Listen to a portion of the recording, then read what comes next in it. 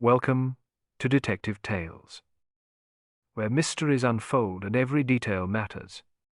Inspired by the timeless works of Agatha Christie, this channel brings you classic-style detective stories filled with suspense, hidden motives, and unexpected revelations. Here, you'll walk alongside brilliant minds like Hercule Poirot and Miss Marple, unraveling puzzles where nothing is quite as it seems. Prepare yourself for intrigue, atmosphere, and a journey into the golden age of detective fiction. The case begins now.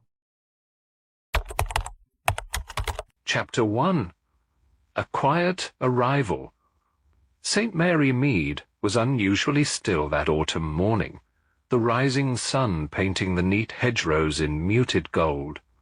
Miss Jane Marple, seated by her parlour window, observed every detail with calm curiosity. She took in the wisp of chimney smoke drifting from to the nearby cottages, the gentle clop of a milk cart, and Mrs. Baker's tabby cat skulking across the vicarage lawn. Despite the tranquillity, Miss Marple sensed a faint unease stirring in the crisp air. No sooner had she finished her breakfast of lightly buttered toast than a knock sounded at the door. It was her dear friend, Mrs. Dolly Bantry, face aglow with both excitement and concern. "Jane," she whispered conspiratorially, "you'll never guess. There's been the strangest talk at the post office.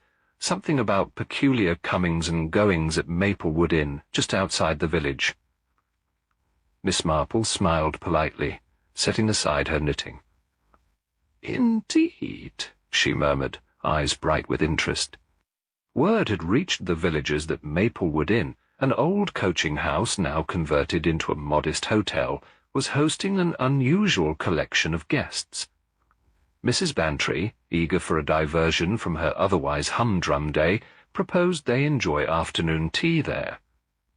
"Just the two of us," she said, "to see what we can see." Miss Marple agreed, for she had always found a certain satisfaction in observing human nature, particularly when something didn't appear quite right. By 2 o'clock, the pair found themselves on Maplewood's ivy-clad doorstep. Inside, the inn's parlour exuded a genteel charm, faded floral wallpaper, a scattering of brocade armchairs, and the faint scent of lavender polish. At first glance, nothing seemed amiss. A kindly maid showed them to a table near the window where they ordered tea and a slice of sponge cake. Miss Marple allowed her eyes to wander, noting details with practised care. Seated by the hearth was Colonel Moody, a man whose stern bearing and neatly trimmed moustache spoke of his military past. He appeared to be reading, but Miss Marple noticed he rarely turned a page. Occasionally, he glanced at the door as though expecting someone or dreading their arrival. Near the piano sat a gentleman in an immaculate suit, silver-haired and slightly stooped. Mrs. Bantry identified him as Mr. Roland Hamilton, formerly of the banking world. He wore an air of affable charm, yet Miss Marple detected a faint restlessness in his tapping fingers. A third figure soon caught her attention, Miss Charlotte White, an unassuming librarian from a nearby town. Quiet, almost timid, she kept mostly to herself, but Miss Marple saw her jump every time the parlour door opened. Nervous or shy? It was difficult to say. Meanwhile, bustling about was Mrs. Beryl Hayward, the inn's proprietress, a woman of fixed smiles and a barely concealed anxiety in her eyes. As Miss Marple sipped her tea, a polite conversation sprang up between them and Mrs. Hayward, who confessed, with forced cheer, that business at Maplewood had been a touch slow. She looked anxiously at Colonel Moody. He returned her glance with a frown, then hurriedly rose and disappeared into the corridor. Mrs. Bantry's eyebrows arched, but it was Miss Marple who asked, "Is the Colonel quite all right?" Mrs. Hayward hesitated, fiddling with the edge of her apron. "He's had a difficult week," she offered uncertainly, before hurrying away to greet a new arrival. Miss Marple's gentle gaze swept the room again, lingering on each face. Something hung unspoken in the air, a shared tension or a delicate secret no one dared mention. She observed small signs, Colonel Moody's constant watch of the doorway, Mr. Hamilton's drumming fingers, Miss White's anxious posture, and Mrs. Hayward's trembling voice. Whatever the cause, it seemed all too likely that Maplewood Inn was about to become the stage for a drama of secrets, suspicions, and possibly something more troubling. And Miss Marple, with her quiet yet penetrating insight, intended to be right there in the front row, studying the cast as each played their part. Chapter 2. Shadows at Dovecote Cottage. By the soft glow of early morning light, St. Mary Mead awakened with a gentle rustle of activity. Miss Jane Marple, seated by her parlour window, regarded the tidy lawns and hedgerows with the discerning eye of one who knew every inch of the village, its gossip, its secrets, its quiet joys. She sipped her tea thoughtfully, reflecting on the curious events at Dovecote Cottage the previous evening, where a stifled shriek had been heard echoing through the stillness.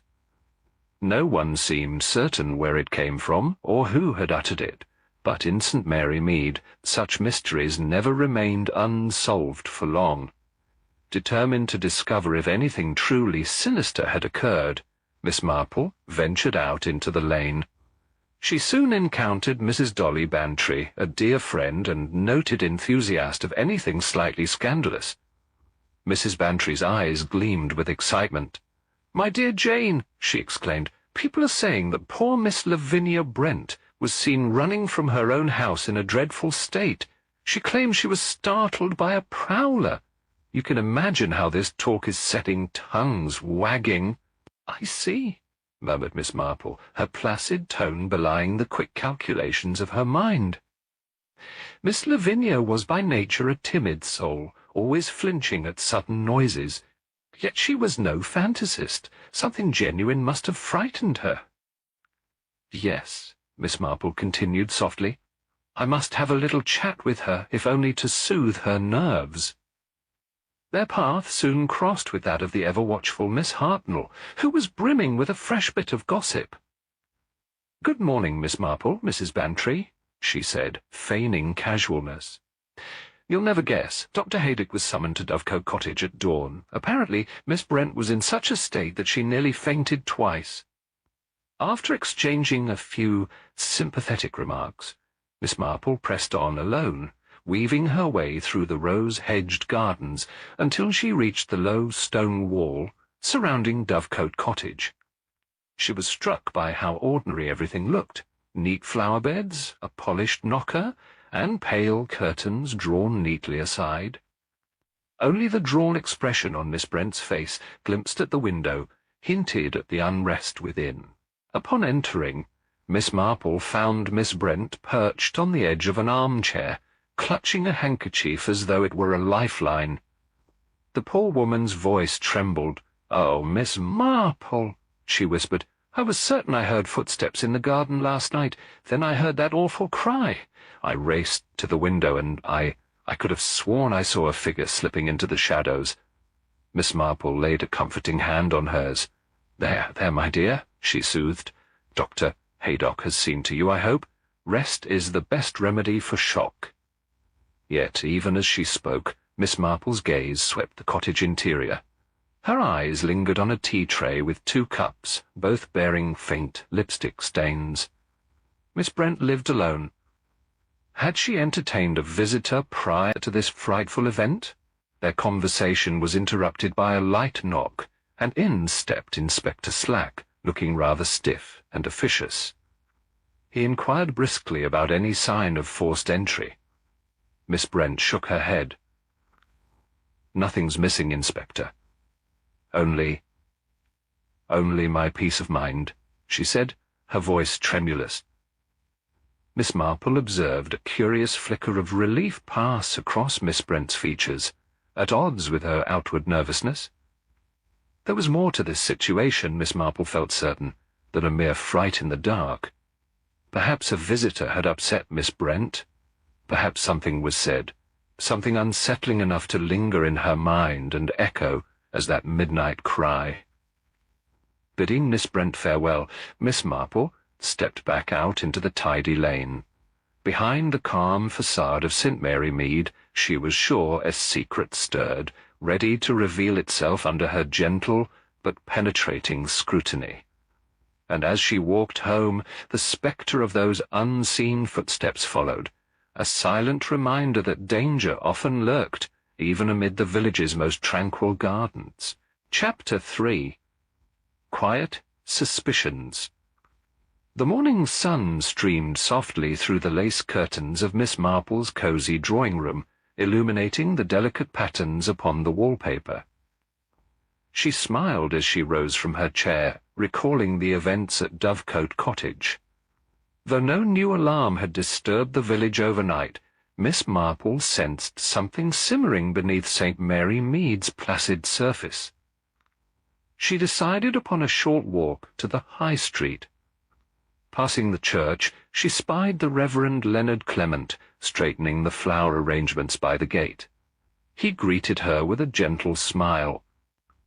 "Good morning, Miss Marple. Off to see Miss Brent, are you? I hear she's quite anxious still." "Indeed," Miss Marple replied, a thoughtful crease appearing between her brows. "These unsettled nerves don't suit her. I believe a friendly visit may help her feel more secure." Yet before Miss Marple could continue, the vicar lowered his voice. "Inspector Slack dropped by earlier," he confided. "He's quietly making inquiries about who might have visited Miss Brent on the night of that dreadful shriek." Miss Marple nodded, thanking him for the information. She proceeded along the cobbled path, pausing at Mrs. Price Ridley's well-tended rose bushes. The formidable lady herself appeared at the gate, wearing a wide-brimmed hat and an expression of mild disapproval. "Miss Brent is too delicate, if you ask me," she declared without preamble. "Such fuss about a mere noise in the night. And now the inspector poking about as though there's been a murder." She gave an exaggerated sigh, though Miss Marple noted the quick flicker of curiosity in her eyes. "Even trifling disturbances can cause real distress, Mrs. Price Ridley," Miss Marple remarked politely, "especially for those inclined to nerves." She continued on her way, reflecting how St. Mary Mead's greatest joy and curse was its endless stream of speculation. At last Miss Marple arrived at Dovecote Cottage. Miss Lavinia Brent greeted her at the threshold, hands trembling despite her bravest smile. In the parlour, a bright patchwork quilt and a profusion of dainty teacups brought cheer to the modest space. Nevertheless, Miss Brent's anxious gaze darted toward the window more than once. After exchanging pleasantries, Miss Marple gently steered the conversation. "I understand Dr. Haydock came by yesterday," she said, accepting a cup of chamomile tea. "I do hope you're feeling better." Miss Brent clasped her teacup tightly. "Yes, he was kind, though I'm afraid my nerves aren't what they used to be. I was so certain I saw a figure in the garden that night. I cannot get the image out of my head." Softly, Miss Marple ventured, "You had a guest earlier that evening, I believe?" Her eyes flicked ever so briefly to the side table, where a single white glove lay forgotten. Miss Brent lowered her gaze. "Yes, I had a friend calling. He left at dusk. We simply discussed some parish affairs." She hesitated. "I really think there's nothing more to it." Miss Marple might have accepted that, had she not noticed the faint flush crossing Miss Brent's cheeks when she spoke. Instead, she merely smiled and changed the subject, all the while storing away that small detail for later consideration. Outside, the autumn air was bright, the leaves rustling with a crisp promise of change. As Miss Marple made her way home, she found Inspector Slack waiting by her gate, notebook in hand. He greeted her with a businesslike nod. "We've had a report of footprints in the lane behind Dovecote Cottage," he said, frowning. "Look like a man's boots by the size of them." Miss Marple regarded him with quiet interest. "Most curious. I wonder if Miss Brent's friend might have lingered longer than she believes." She paused, eyes narrowing thoughtfully. "Of course there are always others passing through. One never knows quite what secrets folk carry." The inspector sniffed. "She's a timid thing, but nerves alone don't explain everything." He tipped his hat and strode away, leaving Miss Marple to her thoughts. Resting by the garden gate, Miss Marple gazed across the village rooftops. How often she had observed that seemingly ordinary people sometimes perform the most extraordinary acts born of fear, desperation, or the desire to keep up appearances. Dovecote Cottage held a secret, she felt certain, and with the quiet diligence that so often served her well, she vowed to uncover it before any harm befell Miss Brent or anyone else under St. Mary Mead's peaceful facade. Chapter 4. An Unexpected Visitor. St. Mary Mead awoke the following day to a silvery drizzle, the sort that made the cobblestones glisten, and lent the hedgerows a fresh dewy sheen. Despite the weather, Miss Marple rose early, intent on continuing her quiet investigation into the recent disturbances at Dovecote Cottage. Dressing in her sensible tweed skirt and cardigan, she set out with her trusty umbrella, her mind brimming with possibilities. Her first stop was the village post office, run by the ever-watchful Miss Pollet, who seemed delighted to catch a glimpse of Miss Marple. "Busy morning," Miss Pollet chirped, passing a handful of letters across the counter. "They say poor Miss Brent hardly slept a wink last night. I wonder what or who could be haunting her so?" Miss Marple inclined her head, adopting a sympathetic expression. "Oh, I do hope she's feeling better. One can hardly blame her for being nervous, with so many odd goings-on. Still, I'm sure the dear girl could do with a friendly face or two." Armed with her letters, Miss Marple ventured next to the greengrocer's, where she encountered Colonel Bantry engaged in talk with Dr. Haydock. The Colonel tipped his hat politely. "Morning, Miss Marple. You've heard the latest, I take it. Inspector Slack paid Miss Brent a visit at dawn. Seems he wanted to follow up on some footprints found near her back gate." "Oh dear," Miss Marple murmured, her eyes darting to Dr. Haydock, whose normally calm features were drawn in a thoughtful frown. "Footprints again? But do they point to anything conclusive, Colonel?" The Colonel merely shrugged, though Dr. Haydock cleared his throat. "Apparently not," he said quietly. "Though Slack is convinced there's more to the matter, Miss Brent remains reticent, which only raises his suspicions." Miss Marple offered a gentle smile in return. "Sometimes people withhold details out of fear or embarrassment, Doctor. That doesn't necessarily mean they're guilty of wrongdoing." Dr. Haydock nodded, yet his expression conveyed that he, too, suspected Miss Brent was withholding a secret, one that could be crucial to understanding this unsettling chain of events. Leaving the shop, Miss Marple decided to visit Miss Brent directly. The drizzle had lessened by then, and the scent of damp earth drifted through the cottage garden. Upon reaching Dovecote Cottage, she found the door answered not by Miss Brent, but by an unexpected visitor, a tall, dark-haired man with a stern countenance and the faintest hint of a London accent in his voice.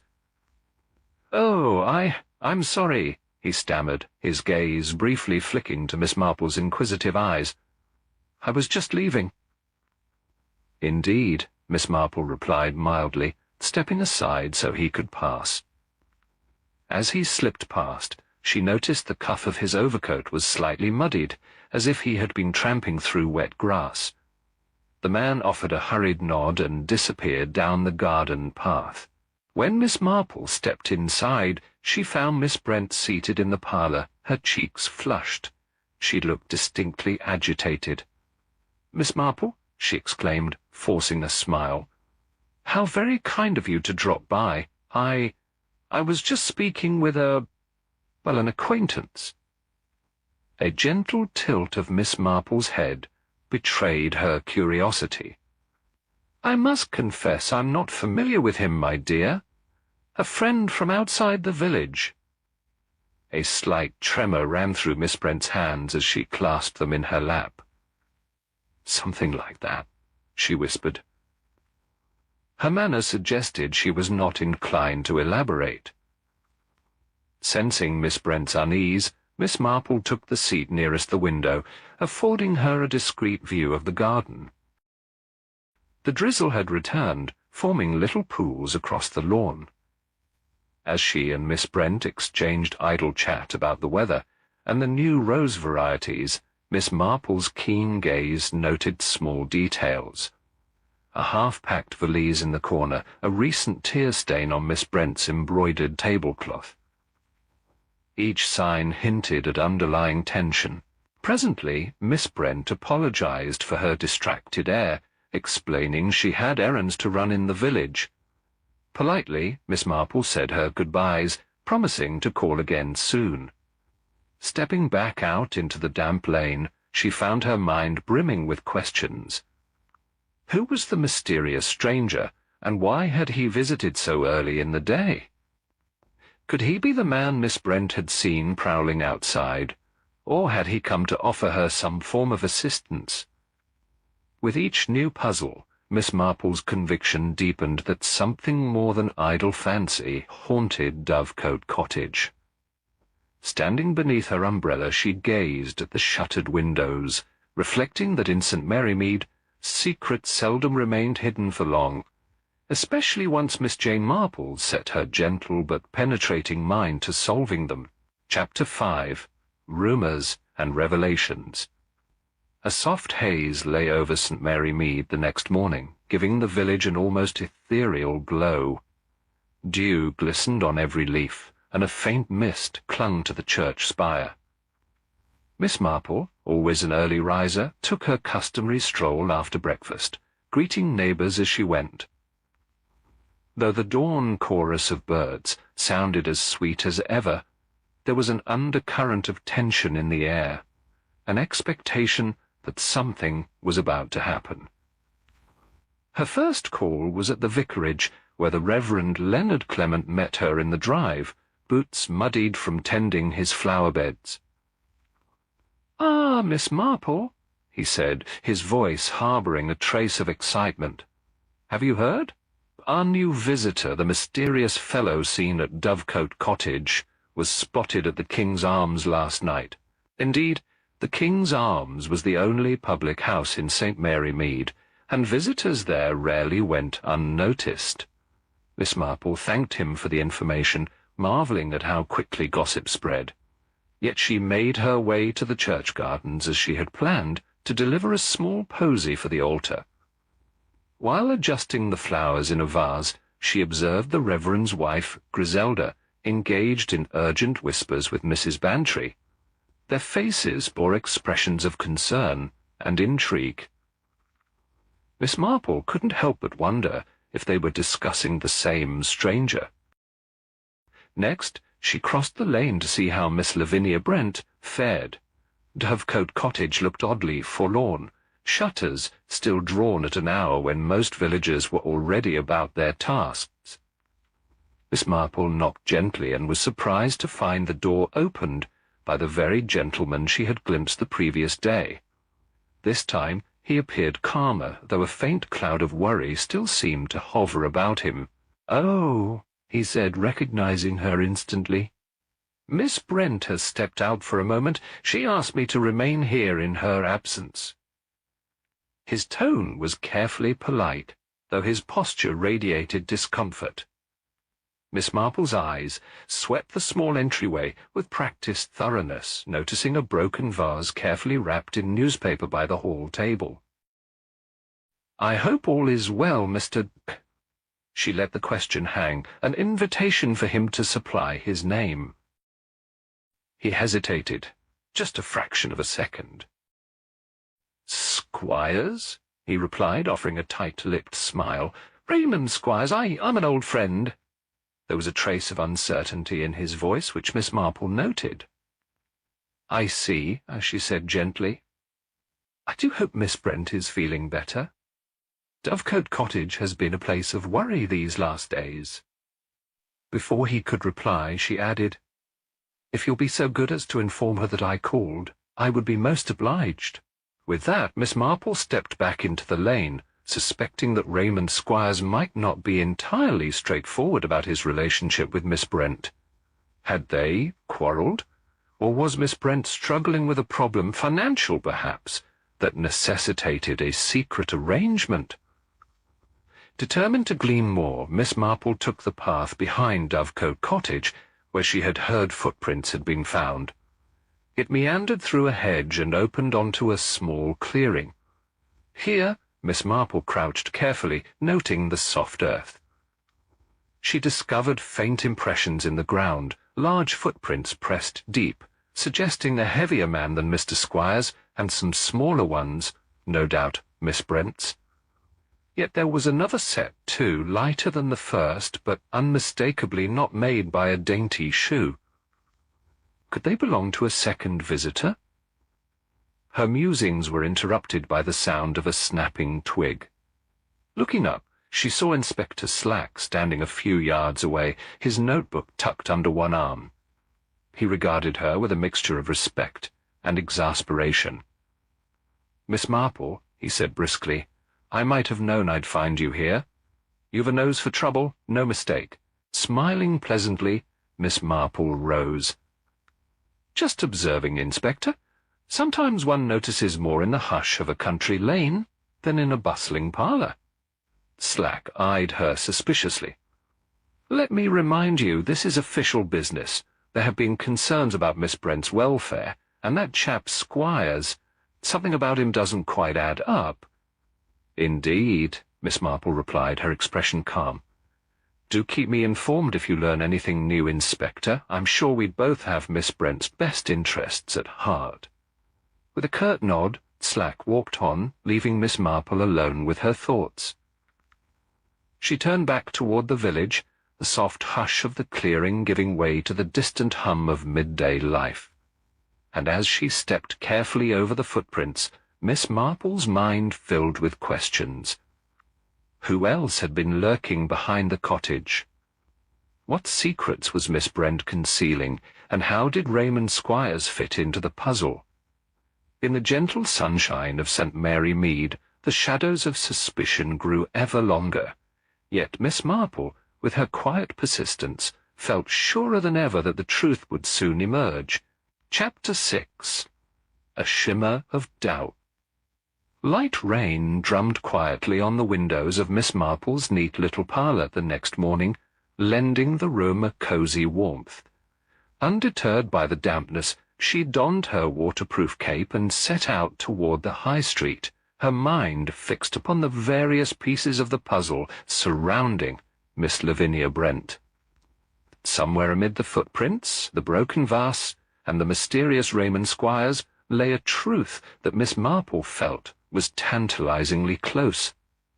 Halfway down the lane, she encountered Mrs. Bantry, who waved her over beneath the shelter of an old oak. "Jane," Mrs. Bantry began in hushed excitement, "I've just come from tea with Griselda Clement.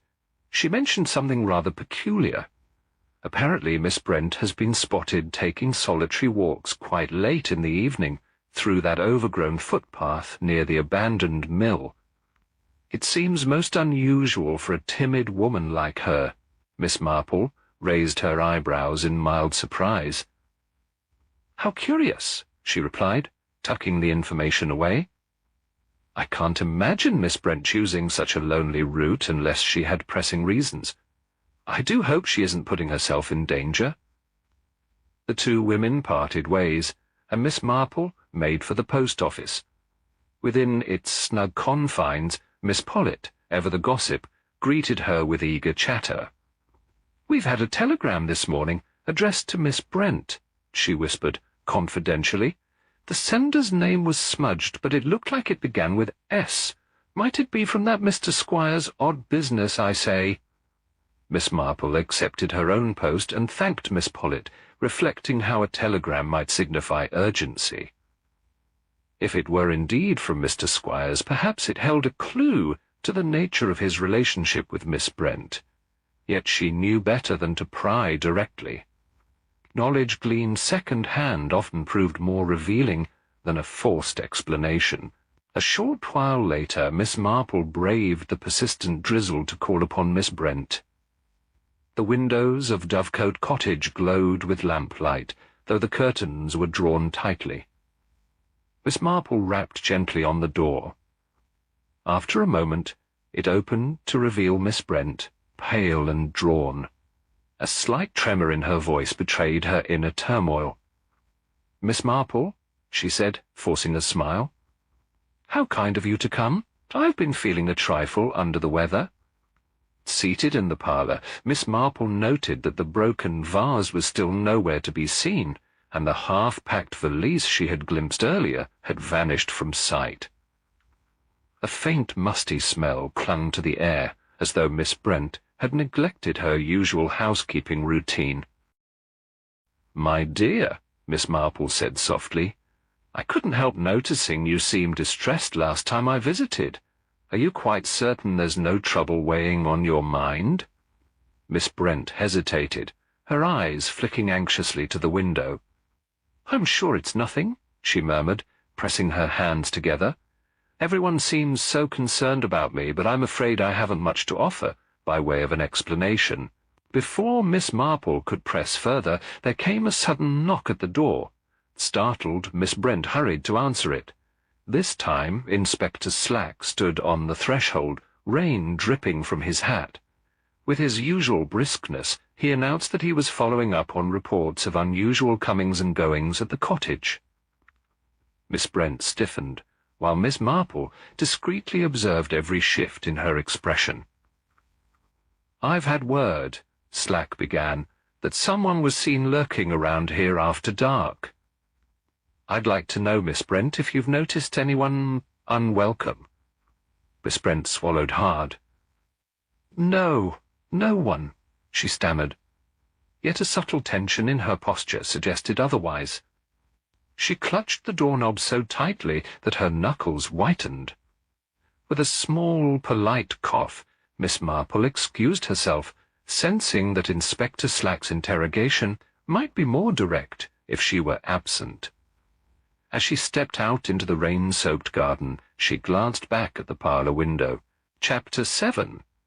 Secrets Beneath the Moonlight.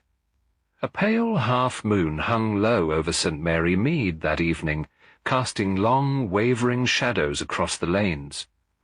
The village, so tranquil by day, seemed cloaked in an air of expectancy, as though every window concealed a watcher and every corner held an echo of some whispered confidence. Miss Marple, ever attuned to such undercurrents, found herself unable to rest. She wrapped a warm shawl about her shoulders and settled in her fireside chair, thoughts drifting inevitably to Miss Lavinia Brent.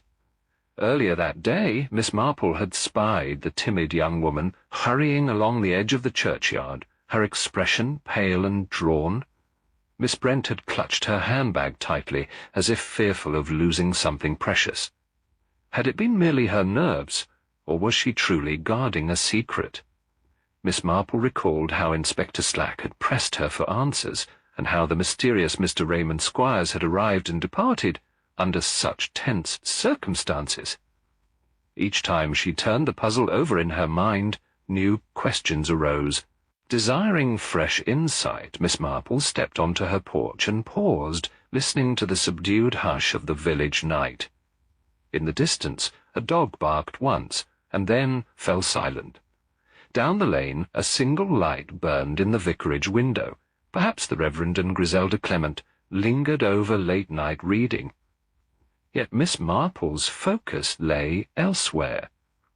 Dovecote Cottage, nestled in darkness, with only the barest sliver of lamplight escaping through a gap in the curtains. Summoning a quiet resolve, she strolled along the deserted road. The moonlight revealed footprints on the damp ground, her own footsteps from earlier visits, crisscrossed by others. As she approached the cottage, she noticed the garden gate ajar. Inside, faint rustles suggested that someone moved about in the overgrown shrubbery. A cat might have made such noise, or a stealthy figure. Miss Marple's gentle heart fluttered, but she pressed on, curiosity tempered by calm determination. She was about to knock when the front door abruptly opened. There stood Raymond Squires, his face taut with disquiet. He appeared taken aback by Miss Marple's unexpected presence, but swiftly recovered. "Good evening," he managed, voice subdued. I was just leaving." "Is Miss Brent quite well?" Miss Marple asked, peering past him into the narrow hallway. She glimpsed scattered papers on the small side table and a hat tossed hastily upon the coat stand. "Indeed," he replied too quickly. "She's resting. I was helping her settle some personal affairs." His tone hovered between politeness and desperation, as though he clung to a fragile illusion of normalcy. Miss Marple inclined her head, stepping back so he could slip past. There was mud, splashed high on the cuffs of his trousers, revealing he had trodden off the path, quite possibly in haste. "Do give her my regards," she said softly, watching as he nearly fled down the lane. Left alone, Miss Marple chose not to intrude on Miss Brent at so late an hour. Instead, she took a careful turn around the garden, discovering that a low side window stood open, just wide enough for someone to enter or leave discreetly. Under the moon's illumination, she caught sight of footprints in the soft earth below the sill. They appeared fresh, imprinting the ground with a distinct tread. Her eyes narrowed, thoughts spinning with the implications of a secret entrance or exit. The next morning, Miss Marple sat in her parlour, resolved to seek counsel from a trusted friend. Mrs. Dolly Bantry, always eager to discuss anything intriguing, arrived promptly for tea. Over the gentle clink of cups and saucers, Miss Marple recounted her nighttime observations. Mrs. Bantry's eyes widened, concern mingling with excitement. "It's most peculiar," she whispered. And Miss Brent, if only she would confide in someone. Sipping her tea, Miss Marple explained her suspicion that Miss Brent's predicament involved more than fear of a nocturnal prowler. "Human nature," she said gently, "often leads the most unassuming people to desperate acts when threatened or beholden to another. I'm convinced Miss Brent struggles with something that has ensnared her, and that Mr. Squires is involved." Mrs. Bantry leaned forward eagerly, but Miss Marple merely shook her head. "I'd rather not speculate aloud," she murmured. "Not until I'm certain." Inside, however, her mind clicked with quiet assurance. The footprints by the window, the late-night visits, and the telegram from an unknown sender all formed a pattern. Soon, Miss Marple believed, events would force the truth to emerge. And as she bid Mrs. Bantry farewell, she felt a distinct sense that the final unravelling was close at hand, like the tightening of a thread that would snap in sudden, startling clarity. Chapter 8. Truth at Dovecote Cottage. St. Mary Mead awoke to a bright, clear morning, and with it a distinct air of anticipation. The mystery surrounding Miss Lavinia Brent had gripped the villagers' imaginations, and whispers floated from garden fences to grocery queues. Miss Marple, as ever, greeted her neighbours politely, while her mind worked over every clue, the footprints, the late-night visits, and Miss Brent's palpable fear. Shortly after breakfast, Inspector Slack arrived at Miss Marple's cottage, doffing his hat with an air of weary frustration. "I've tried talking to Miss Brent again," he said grimly, "but she refuses to speak plainly And that fellow Squires, well, he's gone missing, at least for the moment. One of my constables saw him board the London bus last night." Miss Marple tilted her head thoughtfully. "Indeed? And might one ask if he purchased a return ticket or one-way?" The inspector gave a rueful shrug. "The conductor only recalled him paying in haste, no mention of returning. But he left behind a few personal effects at Dovecote Cottage." Miss Marple's eyes glinted. "That suggests he intended to come back, or that he left in such a rush he could not gather everything. Either possibility is telling." Encouraged by her calm insight, Inspector Slack invited Miss Marple to join him at Dovecote Cottage. The pair found Miss Brent, pale but resolved, sitting by the parlour hearth. The cottage felt strangely subdued, the curtains half drawn despite the sunshine outside. Miss Brent clutched a small envelope in her lap, her knuckles whitening around its edges. I suppose you both ought to know," she began in a trembling voice, meeting Miss Marple's gentle gaze. "Mr. Squires and I knew each other years ago when I was younger. He helped me out of a difficult situation, at a cost." Miss Marple nodded encouragingly, and Miss Brent continued, voice faltering. "He reappeared suddenly, demanding that I repay him. When I hesitated, he threatened—" She drew a shaking breath. "I allowed him to stay here, but the stress became unbearable. I thought I heard prowlers at night, but it was often just him, returning late from who knows where?" She paused, eyes flicking to the hearth. "I lied to everyone. I was ashamed." Inspector Slack cleared his throat. "You might have come to us for help." Miss Brent offered a sad smile. "You don't understand. I owed him money, but worse, I feared scandal. He claimed to possess letters that could harm my reputation if revealed. I wanted to keep my past secret. When the rumors spread about footsteps and screams, I panicked. I feigned ignorance, hoping everything would pass." At that moment, there was a gentle rap at the door, and in stepped Raymond Squires himself, looking contrite and exhausted. "I overheard your conversation, Lavinia," he said quietly. "The guilt's been gnawing at me. I acted cruelly holding those letters over you. The truth is, I lost my job in London. I needed money desperately, but I'm ashamed of what I've done." Inspector Slack moved towards him, but Miss Marple raised a hand with quiet authority. "You left in a hurry last night, Mr. Squires. Why return now?" He ran a hand through his hair. "Because I realized I couldn't go through with it. I destroyed the letters, see?" He produced a scorched envelope from his coat pocket, the edges singed. "I've no wish to blackmail anyone. I'm sorry, Lavinia." For a moment silence settled over the parlour. Then Miss Brent, tears welling, whispered, I believe you. Oh, how foolish I've been, letting shame rule me."